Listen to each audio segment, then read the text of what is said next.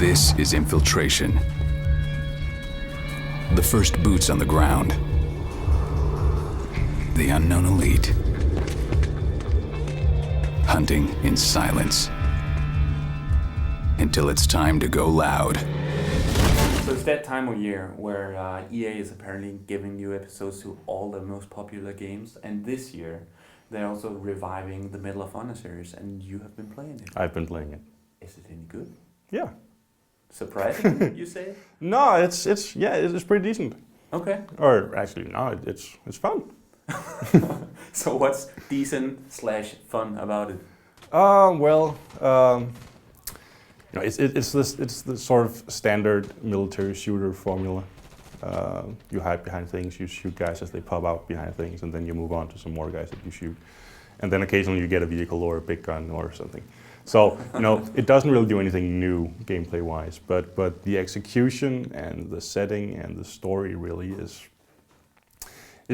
on almost on a different level than military shooter games have done before. Okay.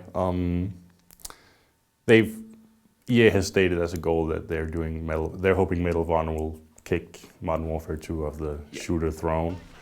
And at least the single player game, it's all the really stupid stuff in Modern Warfare 2, and there's a lot of retarded stuff in Modern Warfare 2. I mean, seriously, Modern Warfare 2 doesn't hold up to critical thinking. There's nothing in the plot of Modern Warfare 2 that makes any sense if you think about it. It's still a fun game, but it's completely retarded. And all that retarded stuff is completely absent in Medal of Honor.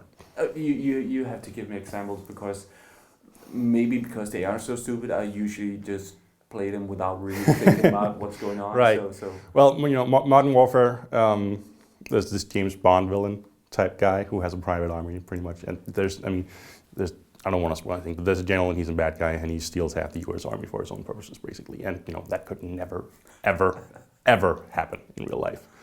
And what's different about Medal of Honor then? Medal of Honor depicts the war in Afghanistan. And it does a really sober job of depicting it. That must be kind of a hard subject to portray in a video game, though. It is. And what they've done is just taking a tiny little piece of the war and zoomed in completely on that and ignored everything else. So it's basically, it takes place over 2 days or something, and you do a bunch of missions as different guys, attacking Taliban strongholds and whatnot. And really, whereas Modern Warfare 2, is overly melodramatic, huge set pieces, drama, blah. Hollywood blockbuster. Retarded Hollywood blockbuster. Medal of Honor is more like, sort of like Generation Kill maybe, or and you can tell that there's been people involved who actually know what it's like. Yeah. And that really helps a lot. So I'm almost fearful to use this word about it, but is it kind of more realistic in its setting, not as much in its action, of course? It is way more realistic in its setting. Okay.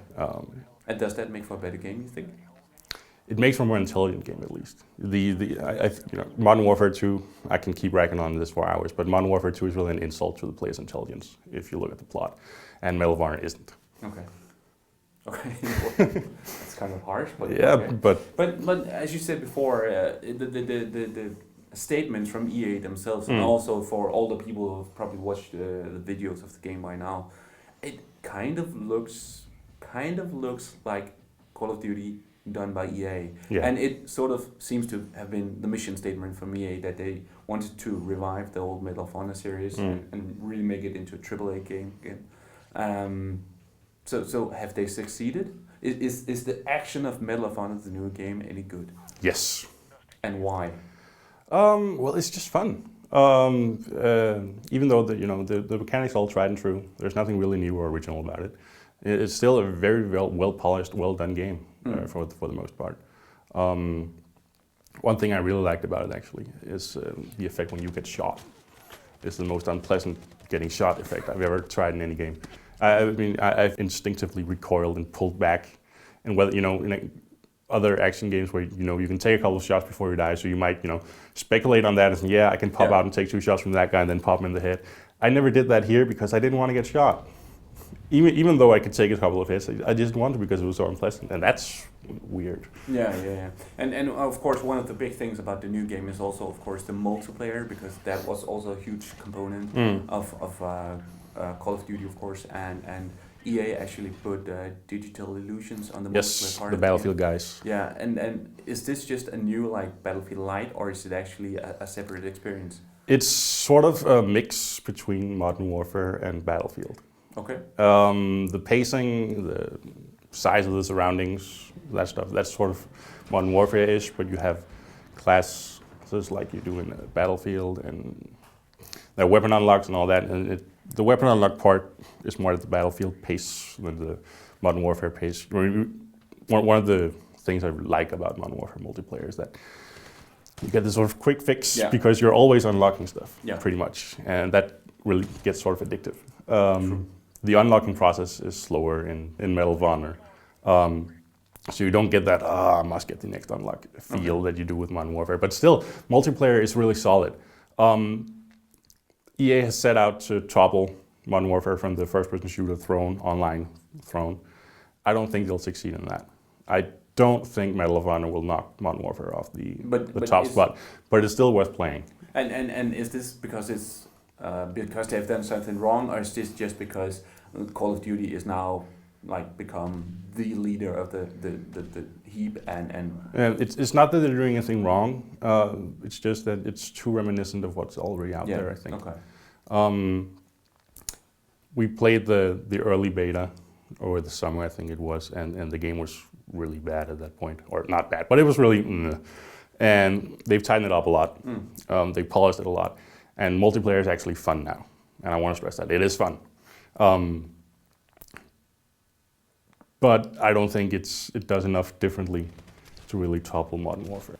So the common thing from everything I've heard about the game from you now is that it all seems to have been seen before, not the least in Call of Duty, of course. So is there any reason why people should buy this game?